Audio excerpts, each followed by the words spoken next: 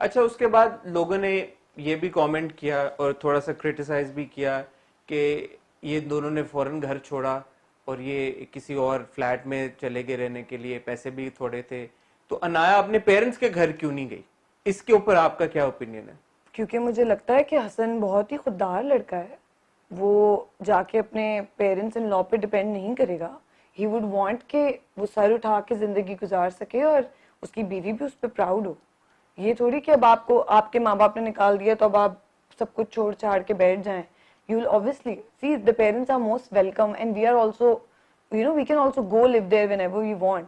लेकिन अपने पैरों पे खड़े होना, ये दिखाना कि दो लोग कैसे अपने पैरों पे खड़े हो सकते हैं, एक्चुअली ये हमारी सोसाइटी में बड़ा डिस्करेज किया जाता है कि वो अगर लड़की को ये धमकी मिल जाए माँ बाप से कि अगर तुमने हमारी मर्जी की शादी ना की या हमारी मर्जी का करियर ना चूज किया तो हम तुम्हें घर से निकाल देंगे, this shouldn't be a threat.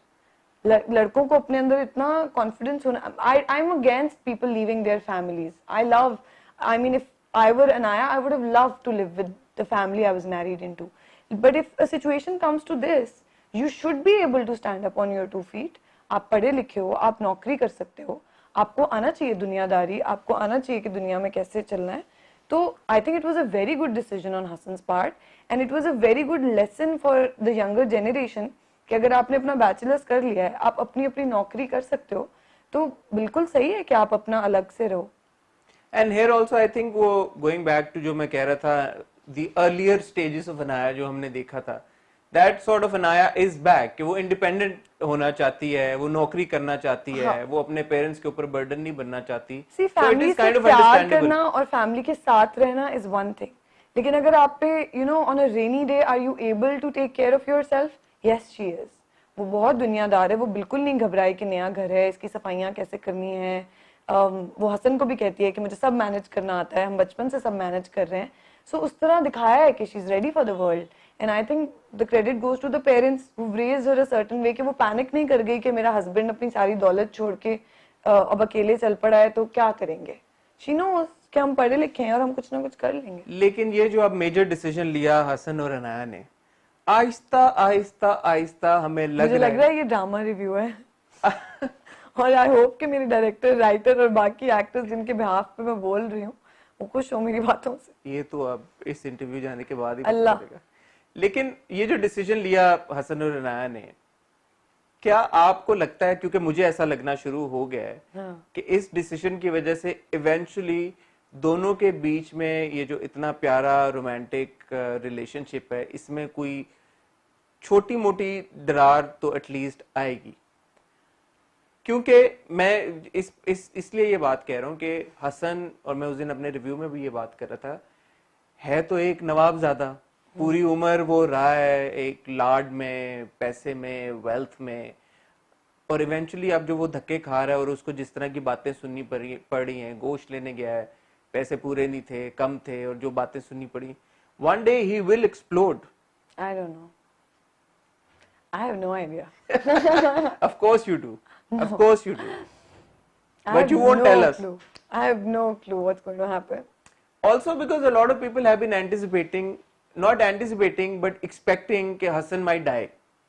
ये भी एक theory है। How can Hassan die? Hassan is the heartbeat of Sabat.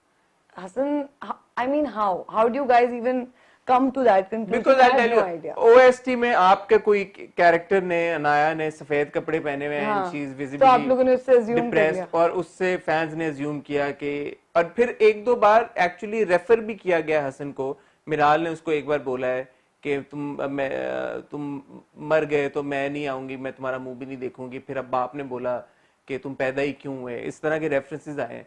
तो इस वजह से लोगों ने अज्यूम करना शुरू कर दिया कि शायद हसन को। I think you guys started it. Nobody was assuming this जब तक आप लोगों ने ये सारी speculation start नहीं की। और if you look at Sabat, it's basically Hassan in the center and then Hassan से जुड़ी हुई है अनाया और हसन से जुड़ी हुई है मिराल, and that's how the whole story connects. He's the only common character amongst everybody. So how do you suggest the story should go forward if So we have clarity on this. Hassan's not going I anywhere. mean, you guys can continue to speculate. मुझे कोई But problem Hassan नहीं is है. not going anywhere because अब हमें ये भी पता चल गया कि Anaya's father is really unwell. हाँ. So probably वो अच्छा, जो आपने मुझे यहाँ कहानी खोलने के लिए बुलाया है. मैं कहानी नहीं बता सकती. नहीं, मैं सिर्फ समझने की कोशिश कर रहा हूँ डायनामिक सारी कैरेक्टर्स. मुझे आज एक बात समझ आ गई कि चलते प्रोजेक्ट से पहले या तो आप इंटरव्यू करो या बाद में. ये तो बहुत मुश्किल स्पेस है. No, but talking about your co-stars now. हाँ जी. अमीर के साथ आपकी केमिस्ट्री बड़ी जबरदस्त है. मैं अपने रिव्यू में कह चुका हूँ और दोबारा इस बात को कहना चाहूंगा, दोहराना चाहूंगा कि मेरा नहीं ख्याल कि पहले किसी मेल एक्टर के साथ या मेल को स्टार के साथ आपकी ऐसी केमिस्ट्री हमने देखी है. Would you agree? I agree completely. I completely agree with you. और आपके हिसाब से इसकी क्या वजह है? I think इसकी एक वजह तो ये है कि some people just naturally get along. Because he's really young also. It's his second project. Yeah, it's his first serial. तो उसका जो एक तो पहला फैक्टर यही है कि some people just naturally get along. पहली चीज ये है. दूसरी चीज ये है कि मुझे लगता है कि अमीर बहुत ही ज्यादा इन्वॉल्व है इन सबात. आई थिंक जब हम सबात शूट करे थे तो सेट पे अगर कोई सबसे ज्यादा इन्वॉल्व था तो that was Amir. Actually he would keep us on our toes also, क्योंकि जरा सा भी हम इधर उधर फोकस लूज करते थे ना तो we know there is somebody who is watching and somebody who is so into it कि अगर हम थोड़ा सा भी लैग करेंगे तो हम पीछे रह जाएंगे. सो आई थिंक उसने हम सबको जो है ना Had kept you on your toes. हाँ हाँ completely. So I think it's his hard work and it's his honesty towards work which is shining through. And then obviously जब आपके co-star इतने ज़्यादा hard work कर रहे होते हैं and because he's new, he had this new vibe, this new energy about him which kept everybody inspired. Usually ऐसा हम पुराने stars के बारे में कहते हैं कि you know I was on set with this person or that person, I was inspired by them. But I can completely give it to Ameer कि he had kept all of us inspired and he was so passionate and driven कि जिस तरह हम वो पहले बात कर रहे थे ना that you're reminded of your old self. So I was also reminded of my first serial, second serial, third serial where you're ready to आप एक टांग पे खड़े होने के लिए तैयार है कि बस मेरा शॉट अच्छा हो जाए. So I think with time, not because कि मुझे अपने करियर से कोई उतना प्यार नहीं है, but just with time, with age, आप you know you just Because you've done it a lot of times. हाँ, तो वो आपको. लेकिन जब मैं सबात पे पहुंची तो Amir was like this is सबात, okay, you can't take it lightly. तो मैंने कहा ओके. और फिर मैंने जितनी मैं वैसे भी मेहनत करती हूँ अपने प्रोजेक्ट्स में, बट मैं तो शुरू हो गई. मैं तो रोज सुबह उठ कर अपनी स्क्रिप्ट फिर से पढ़ती थी कि अमीर को तो रटी हुई है हर चीज. So I must not miss anything. And also with the new upcoming actor आपको थोड़ा वो भी फील होता है हाउ कम ही नोज मोर. तो फिर मुझे लगता है मैं भी और शहजाद भाई भी और सब लोग जरा और अलर्ट हो गए थे. दूसरी तरफ थी सारा खान. हाँ जी. जिनके कैरेक्टर मिराल ने अनाया को जैसे मैंने कहा एक नहीं दो थप्पड़ मारे. अल्लाह. तो ऑफ स्क्रीन सारा खान के साथ आपकी रिलेशनशिप कैसी रही? एक्चुअली सारा के साथ ना मेरा ज्यादा इंटरेक्शन नहीं हुआ except for the few scenes that you guys have seen. क्योंकि जो मैं आपको कह रही हूँ ना कि सबात की शूटिंग मेरे जाने से भी महीना पहले स्टार्ट हो गई थी. तो दे वर शूटिंग सारा का track and they were shooting everything about Sabat that did not have me. तो उन लोगों का major chunk of work सारा का और उनसे related जो लोग हैं different tracks में और मिराल हाउस का और ये फरीद और उस्मान मुख्तार का जो उस्मान के साथ तो I have no work. आगे चल के भी आपके कोई सीन्स नहीं? I mean see यही प्रॉब्लम है आपने खुद कह दिया ड्रामे के बीच में इंटरव्यू देने का. लेकिन नहीं I don't. And I think Usman also said it in one of the interviews, so it's all right. लेकिन ये लोग सारा मेजर चंक कर चुके थे. तो मेरी और सारा की सिर्फ 2, 3 या 4 दिन मैक्सिमम ओवरलैप हुए हैं. But it was a good experience working with her. But by ये और मेरे बिल्कुल शुरू के दिन थे, मेरे पहले 4-5 दिन थे और सारा के आखिरी 4-5 दिन थे. तो हम लोग मतलब मेरा जो फ्रेम ऑफ माइंड था वो मैं अभी I was still getting a hang of the character. तो मैं ना किसी से बात करी थी. इनफैक्ट जब मैं नई सेट पे गई हूँ तो सब लोग गपशप कर रहे हैं और सब लोग फ्लो में हैं. और मैं बार बार शहजाद भाई के पास जाके कह रही कि शहजाद भाई आप एक्शन बोल देते हैं, बाकियों को तो पता है उन्होंने क्या करना है, मुझे तो अभी तक मैं I am still trying to understand Anaya. And you know this was the married part I was shooting. अच्छा, आपने शुरू में so, आपको पता ही है सारा के साथ मेरे क्या सीन्स हैं. आप एक वो है पहले यूनिवर्सिटी वाला और फिर व्हेन आई एम मैरिड.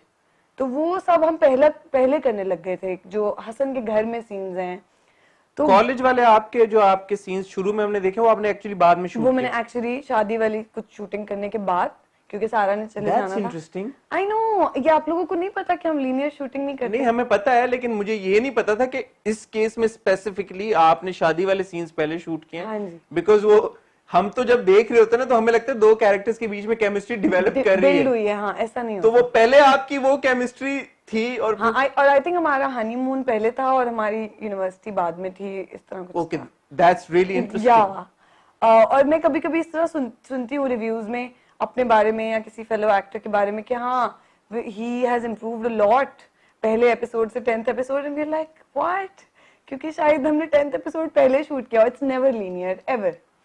तो बस वो पोस्ट मैरिज हमें शायद फिर समझने में कैरेक्टर्स थोड़ा टाइम लगता है व्यूअर्स ऑफ को। Course characters grow on you ना, आप लोग बिलीवेबिलिटी फैक्टर बढ़ता जाता है स्लोली स्लोली, आप हमारी कहानी में बिलीव करने लगते हैं, and that's when you give us a leeway also कि अच्छा ये भी कर लिया वो भी कर लिया।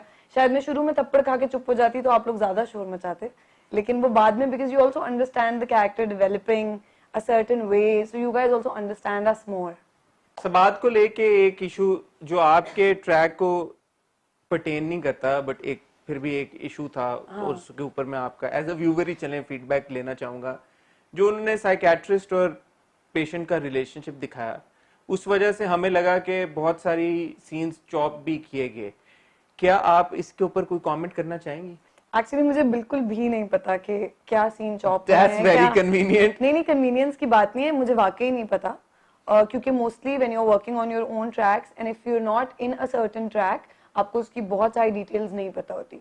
सो I have a very little idea, but also whatever your concerns are regarding that's I would say for the writer and for the director to answer, so I must not jump into that debate because it's not my prerogative. अच्छा चले फिर इस बात का जवाब दे देंगे। At this point, अभी जिस पॉइंट पे सबात है राइट एट दिस मोमेंट, आपको नहीं लगता कि हर चीज थोड़ी सी स्टैग्नेंट हो गई है? देयर इज, ठीक है, हमने देखा कि अनाया और हसन उन्होंने बड़ा एक जबरदस्त एक रिलेशनशिप उनका ग्रो हुआ।